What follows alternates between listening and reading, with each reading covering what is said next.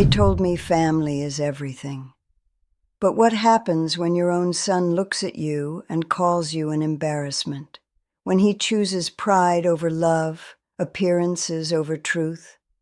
My name is Dorothy, and this is the story of how I went from being cast aside and humiliated to exposing the lies, reclaiming my worth, and teaching the people who betrayed me a lesson they will never forget. Stay with me, because nothing about this journey is what you expect. And before I begin, let me ask you this. Have you ever been betrayed by someone you loved the most? If you have, share your story in the comments, because you're not alone. Don't forget to like this video, subscribe, and share it with someone who needs to hear that their pain can become their strength. I never thought the day would come when my own son would call me an embarrassment. The word cut deeper than any knife, sharper than any wound, because it came from the one person I had built my entire life around. His voice still echoes in my mind, cold, dismissive, final. "Mom, it's better if you don't come. You'll ruin the pictures." I remember standing in my small kitchen, the phone pressed to my ear, my knees trembling as though the world beneath me had shifted. I had raised this boy alone, worked my fingers raw, sacrificed everything I had so he could have a life I could only dream of. And now, on the eve of his wedding, I was no longer his mother. I was an inconvenience, a shadow he wanted hidden. The worst part? I didn't argue. I swallowed the pain, just like I had swallowed so many other things in my life. Because that's what mothers do, isn't it? We take the blows, we bear the insults, we shoulder the burdens, and we keep standing because we think our children's happiness is worth more than our dignity. I told him I understood. I told him it was fine. And then I hung up the phone and sat in silence, staring at the peeling paint on the wall, wondering how it had come to this. But let me take you back, because my story didn't start with rejection. It started with devotion. I had Michael when I was 21, too young, too unprepared, too naive. His father walked out before Michael turned 3. Leaving me with nothing but a child on my hip and bills piling up faster than I could open them. I worked every job I could find. Waitressing, cleaning houses, folding clothes at the laundromat until my fingers cracked from detergent. Nights I sewed other people's curtains, their wedding dresses, their Sunday best, while my son slept beside me on the couch. Every dollar I saved went not into luxury, not into myself, but into him. I skipped meals so he could eat. I wore second-hand shoes so he could wear new ones on the first day of school. I watched from the sidelines while other mothers wore pretty dresses at school events, while I hid in the back, ashamed of the stains on my worn-out clothes. But even then, I thought it was worth it. I thought love was measured by how much you give away, by how much of yourself you're willing to erase for someone else's future. Michael grew. He was smart, charming, handsome. People liked him, teachers praised him, coaches wanted him on their teams, and I was proud, oh so proud. But somewhere along the way, pride turned into distance. He began to look at me differently, not with the wide-eyed wonder of a boy who thinks his mother is the world, but with the cool detachment of someone who wished she were different, better, prettier, richer, more like the mothers of his friends. I noticed it in little things, how he asked me not to come to a football game because, Mom, the other parents, they just won't get it. How he winced when I showed up to a school concert in a dress I had patched too many times. How he started to introduce me to his friends simply as my mom, quickly, dismissively, before steering the conversation elsewhere. And with each subtle rejection, I tucked away another piece of myself, burying it beneath silence and smiles. But what Michael never knew, what nobody knew, was that I was not as poor as I looked.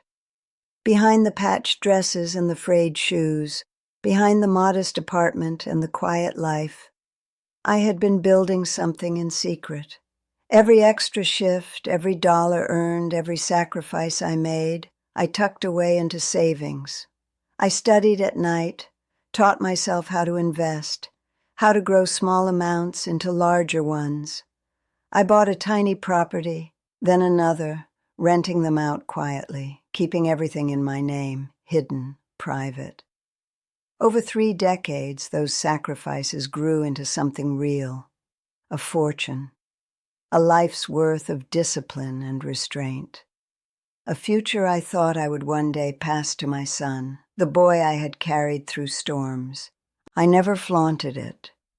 I never told him, because part of me wanted him to love me for me, not for what I could give him. But when he told me not to come to his wedding, not to embarrass him in front of his bride and her polished family, I realized the truth. He had never really seen me. He had only ever seen what I lacked. The day of the wedding came. I wasn't invited, of course, at least not officially, but I went anyway, not to cause a scene, not to beg for a seat, but because I needed to see for myself, with my own eyes, the moment my son chose the life he thought was more valuable than his own mother. The church was packed, glittering with flowers and music and people dressed in their finest. I stood at the back, unnoticed, my plain dress blending into the shadows. I watched him, my son, in his tuxedo, smiling that charming smile, his bride glowing at his side. For a moment, I almost convinced myself to leave quietly, to slip away, and accept my place in his story as the forgotten chapter. But fate had other plans. The officiant began to read from the program, his voice booming through the speakers. Before we proceed, it is tradition to acknowledge family, to give thanks to those who made this day possible. He turned to the groom's side, and so we thank the parents of the groom for their sacrifices and love. All eyes turned to Michael, to his bride, to the empty seat where I should have been. The whispers began. "Where's his mother? Why isn't she here?" The bride's family shifted uncomfortably. Her father frowned, her mother whispered into her ear. And then Michael, my son, with the confidence of someone who thought the world owed him its approval, cleared his throat and said, "My mother, she couldn't be here today. It's complicated. Complicated." That was the word he used. Complicated, as though I were some distant relative or a problem to be brushed aside. My hands trembled, my chest burned, and in that moment, something inside me snapped. I didn't walk down the aisle. I didn't cry or shout or beg. I simply stepped forward, my voice steady, my heart pounding. "It's not complicated," I said, loud enough for everyone to hear. The room fell silent. My son's head snapped around, his face draining of color as he saw me standing there. "It's simple. I am his mother. The woman who raised him alone. The woman who gave up everything for him. The woman he called an embarrassment."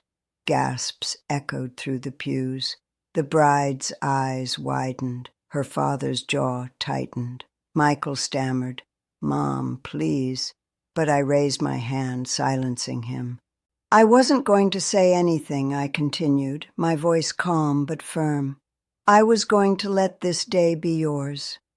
But since you've chosen to erase me, let's tell the truth, shall we? Let's tell them who I really am.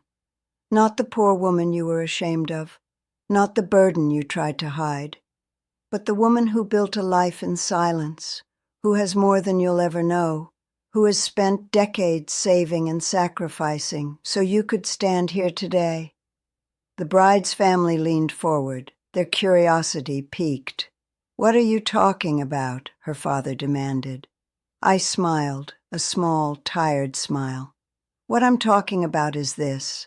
I have a fortune, properties, investments, a will that, until yesterday, was written for one person, my son, the very son who told me I was too ugly to sit in a photograph with him. The room erupted. Whispers turned into gasps, gasps into murmurs. Michael's face crumbled, the bride's hands flew to her mouth, her father's eyes darkened with calculation. For the first time in years, I saw the truth written across my son's face. Regret, panic, fear. And in that moment I didn't feel small. I didn't feel invisible. I felt powerful. I turned and walked out, leaving behind the stunned silence of a room that had just learned the weight of the secret I had carried for decades. When I stepped out of that church, the sunlight hit me like a spotlight, warm and sharp against my face. My hands were trembling, my legs weak, but my heart, oh, my heart, was steady. For years I had been silent, invisible, shrinking myself to fit into the corners of my son's world. But not anymore. For the first time I had spoken, not as a mother begging for love, but as a woman reclaiming her worth. And though the whispers of the crowd followed me out into the open air, I felt lighter than I had in decades. I went home that evening and sat in the quiet of my little living room, the clock ticking on the wall, the kettle whistling on the stove. I thought about everything I had said, everything I had revealed. There was no taking it back now. The truth was out. My secret was no longer mine alone, and part of me wondered if I had done the right thing. But then I remembered his face, the way he had dismissed me, erased me, treated me like a blemish on his perfect day, and I knew it was not cruelty, it was justice. The night passed slowly. I barely slept. I imagined the chaos at that reception, the questions from the bride's family, the shame burning in Michael's cheeks as the whispers spread. I imagined the phone calls he must have endured, the explanations he could not give. By morning I had resigned myself to silence, ready to move on with my life, whatever that would now look like. But silence did not come. Instead, at 9 in the morning, the pounding on my door shook the walls, heavy, desperate, angry. I knew before I opened it who it would be. When I pulled the door open, there he stood, my son, my Michael, still in his tuxedo from the night before, his tie loosened, his hair unkempt, his face pale and strained. He looked less like a groom who had celebrated the happiest day of his life, and more like a man who had been torn open by truths he could not bear. "Mom," he said, his voice cracking, "what did you do?" I didn't answer. I simply stepped aside and let him in. He walked past me, his shoes thudding against the worn floor, into the kitchen, where so many of our memories lived. The room where I had bandaged, scraped knees, cooked his favorite meals, taught him how to count coins at the table. Now it felt smaller, colder, as he sat across from me with his head in his hands. "You ruined everything," he said, lifting his eyes, burning with anger.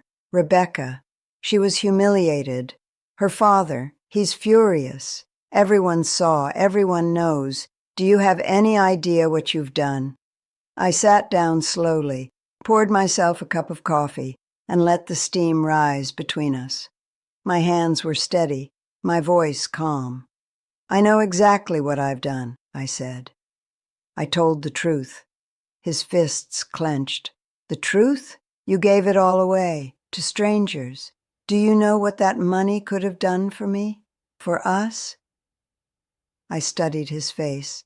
The desperation etched into his expression, the greed hiding beneath the anger. "What it could have done for you," I repeated softly. "Or what it could have bought for Rebecca.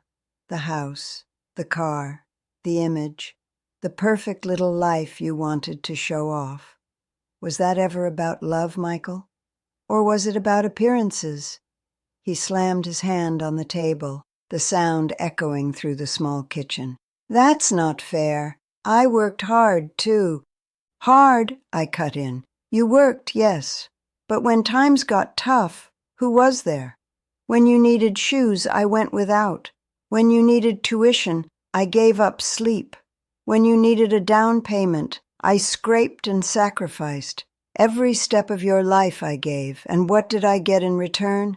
A phone call telling me I was too ugly to be in a picture. The words hung between us like smoke. His face twisted, shame flickering across his features. He tried to speak, then stopped, his throat working as if the words were trapped. I'm your mother, I said, my voice firm, my eyes locked on his. Not your embarrassment, not your burden, and not your bank account.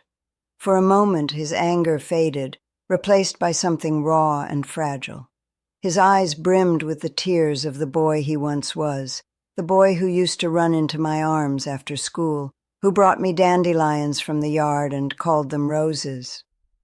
Mom, I didn't mean it like that, he whispered. Rebecca, she pushed me. She said, Stop, I interrupted. Stop blaming her. You said it. You chose it. And now you want me to erase it with money.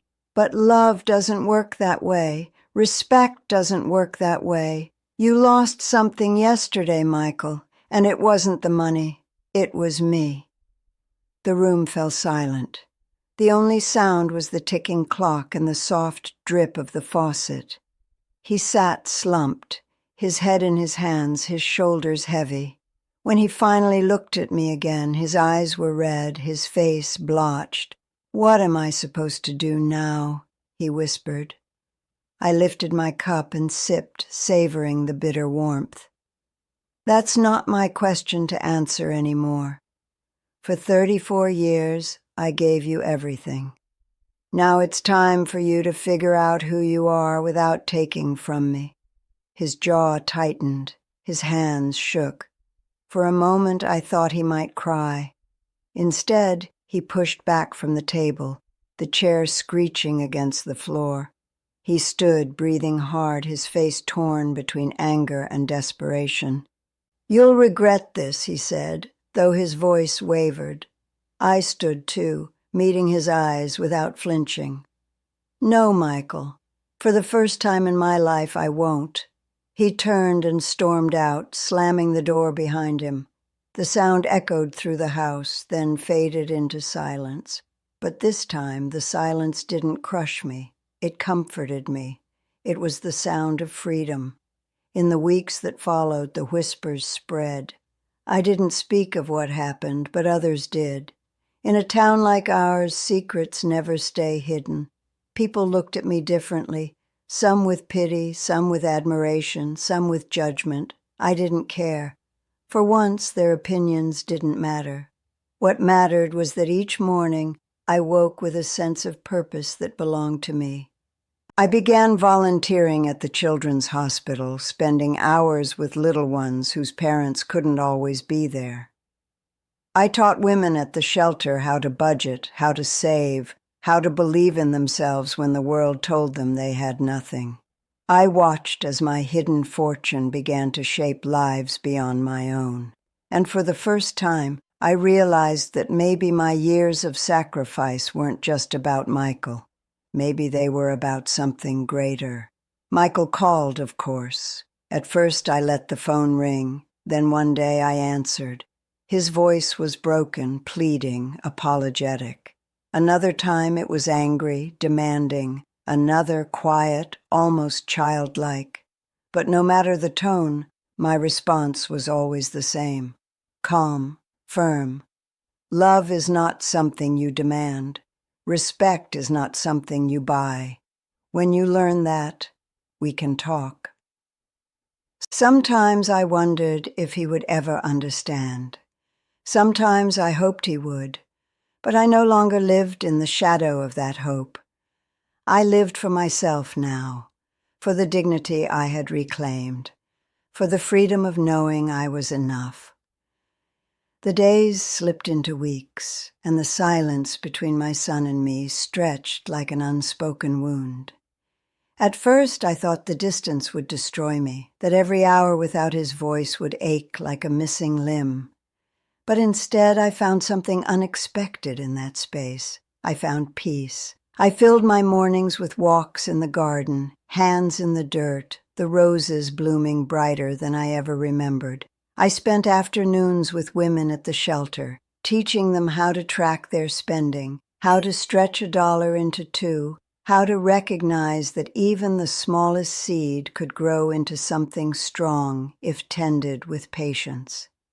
In the evenings, I sat with children in hospital playrooms, reading stories about castles and dragons, watching their eyes light up with wonder, and hearing their laughter echo like bells.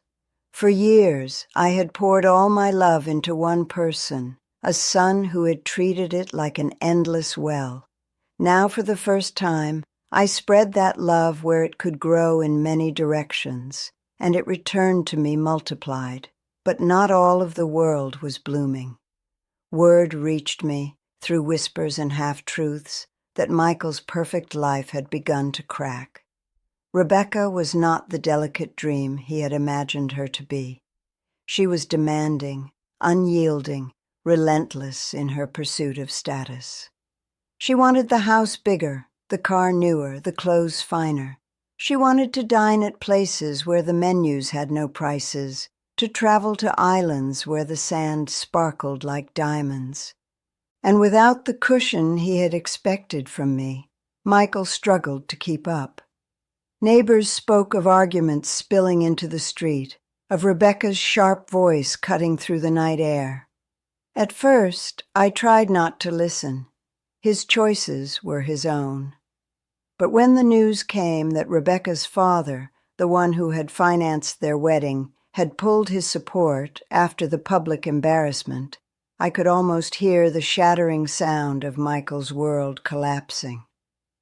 One evening, weeks after our confrontation, there was another knock at my door. Not furious this time, not heavy and demanding, but timid, almost hesitant. When I opened it, I found him standing there again. My son. His suit was gone, replaced by a wrinkled shirt, sleeves rolled, collar unbuttoned. His face was weary, his eyes dark, as though sleep had become a stranger. "Mom," he said softly, his voice stripped of anger. "Can I come in?" I stepped aside, and he entered, slower this time, shoulders slumped. He sat at the table, and for a long while he said nothing. Just stared at his hands, twisting them together, as if he was searching for words he couldn't quite form. Finally, he looked up. "Rebecca left," he whispered. The words hung in the air, fragile and raw. She said she didn't sign up for this. She wanted the life she was promised, and without... He trailed off, his voice breaking. He didn't have to finish the sentence. Without my money, without my support, without the illusion of wealth he had leaned on for so long. For a moment, I saw not the man who had cast me aside, but the boy who used to cry when he scraped his knee, the boy who came running to me for comfort. My heart ached, torn between the instinct to pull him close and the knowledge that sometimes love meant letting go. "I'm sorry," he said at last, his voice trembling. "For everything. For what I said, for how I treated you. I thought I was building something, but I was just chasing shadows. And I hurt you in the process. I see that now. Tears burned my eyes, but I held them back. This was the apology I had dreamed of, but it came broken, battered, born not of love but of loss."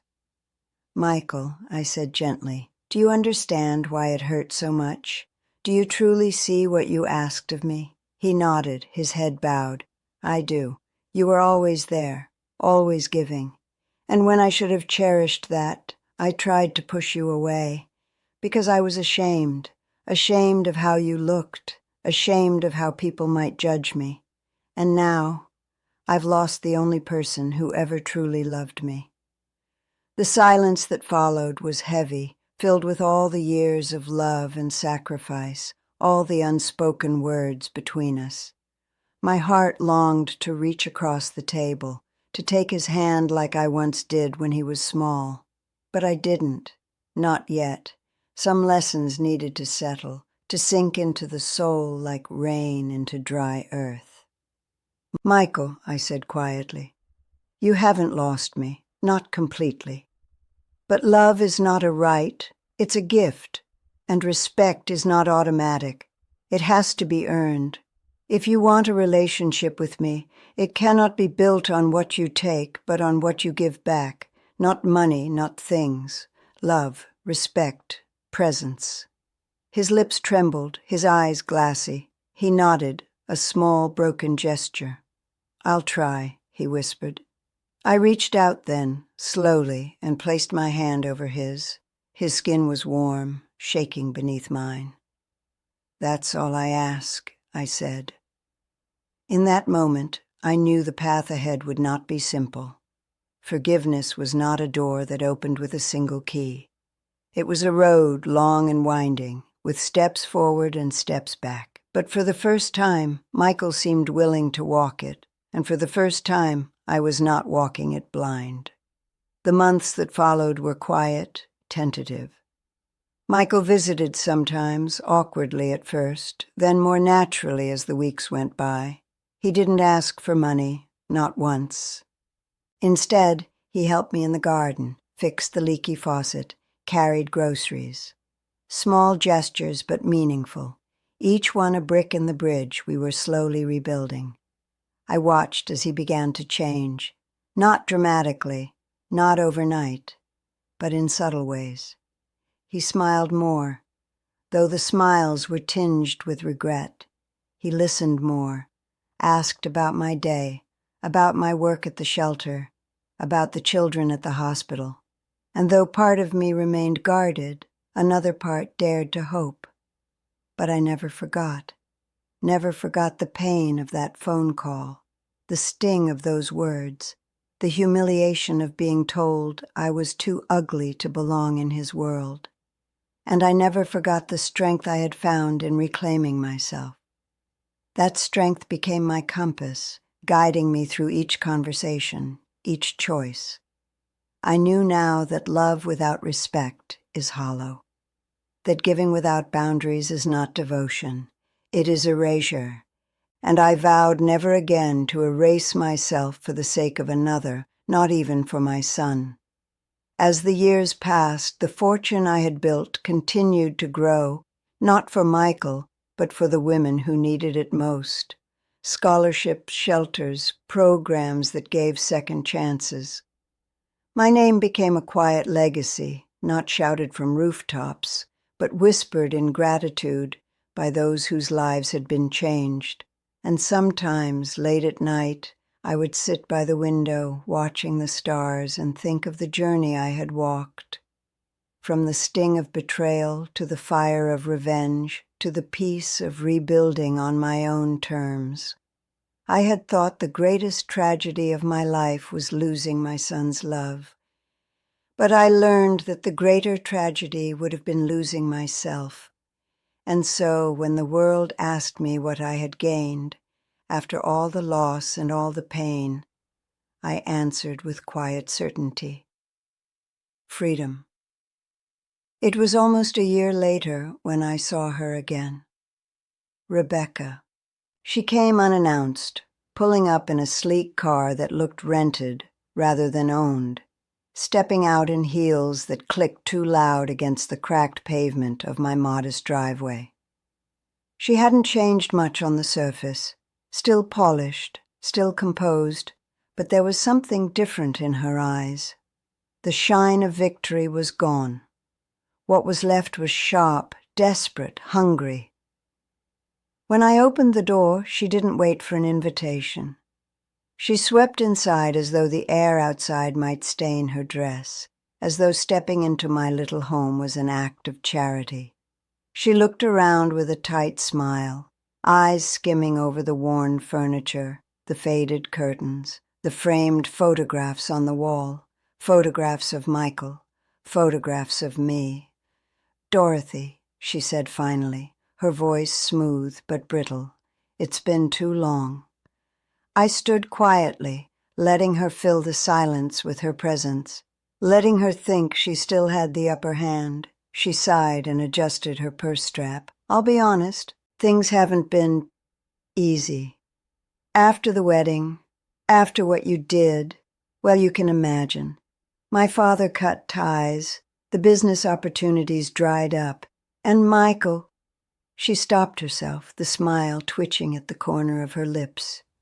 "Michael's not exactly in a position to provide the kind of life I deserve."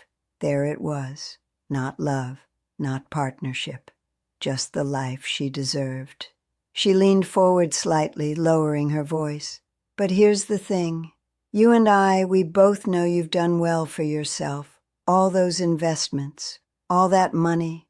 I don't care how you managed it, Dorothy. What matters is this. You don't want to see your son suffer, do you? You don't want his future to collapse because of pride. Imagine what a small gesture could do. A loan, perhaps, a house, a little generosity, and we can put the past behind us." Her words dripped with practiced charm, but her eyes betrayed her. They weren't the eyes of a woman offering reconciliation. They were the eyes of someone who had lost everything and was clawing for survival. I let her finish, let the silence stretch until her smile began to crack. Then I walked slowly to the kitchen table, where a single folder sat waiting. I had placed it there earlier, not knowing why, but now realizing perhaps I had been preparing for this moment all along. I opened the folder and pulled out a copy of my revised will, the one that left everything to the Women's Educational Foundation. I laid it flat on the table, turned it toward her, and tapped the first line with my finger. "This," I said, my voice calm, steady, deliberate, "is where my fortune is going. Not to you, not to Michael, to women who need a second chance, to women who are told they are nothing and prove themselves to be everything." Her smile vanished, her face paling as her eyes darted across the page. "You can't be serious," she whispered. "Oh, I am," I said, leaning forward now, "because I know exactly what you are, Rebecca. You don't love my son. You never did. You loved the image, the money, the illusion. But what you don't understand is that I built this life not for appearances, not for greed, but for freedom. And freedom is something you will never control." Her hands trembled, clutching her purse tighter. "You'll regret this," she spat, echoing Michael's words from that night so long ago. I smiled faintly, almost sadly. "No, Rebecca, I've already lived my regret, and now I live my truth." She stood abruptly, her heels clattering against the floor as she stormed toward the door. But before she left, she turned, her face twisted with bitterness. "You've doomed him, you know. Without me, without you, he'll never make it." I met her gaze, unflinching.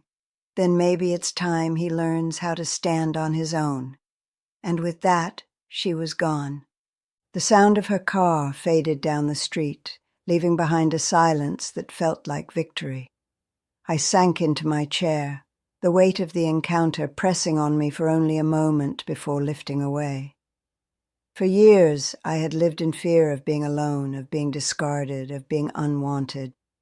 But now, as the quiet filled my little house, I realized something profound. I was not alone. I was not discarded. I was not unwanted. I had myself, and I had built a life worth living, not for the approval of others, but for the dignity of my own heart. The years that followed were full, not of the grand things Michael and Rebecca once chased, but of small, beautiful moments that stitched themselves into a rich tapestry. Laughter in the hospital playroom, tears of joy from a woman who received her first scholarship, the smell of roses in my garden after a spring rain. Each moment was proof that my life had value, not because of what I gave away, but because of who I had chosen to be. Michael came around more often, humbler now, more thoughtful. He worked hard, not for show, but for survival. He stumbled, he failed, he learned. And though we would never be what we once were, we became something new. Not a mother clinging to a son who took without thought, but two people slowly learning how to respect each other. And sometimes when we sat together in the garden, silent but comfortable, I would glance at him and see traces of the boy I once knew. And though the scars of betrayal never fully faded, I realized forgiveness was not about erasing the past. It was about choosing not to let the past erase me. One evening as the sun set and the world bathed in gold, Michael turned to me and asked quietly, "Mom, do you ever wish things had been different?" I thought about that for a long moment, watching the roses sway in the breeze. "No," I said at last, "because if things had been different, I might never have found myself, and finding myself was worth every wound." The lesson was simple, but it burned bright.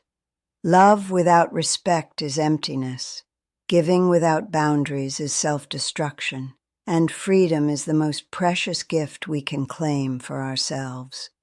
So when people ask me what I gained, after all the betrayal, after all the pain, after all the losses and heartbreaks, I tell them the truth. I gained myself, and that, more than any fortune, is priceless.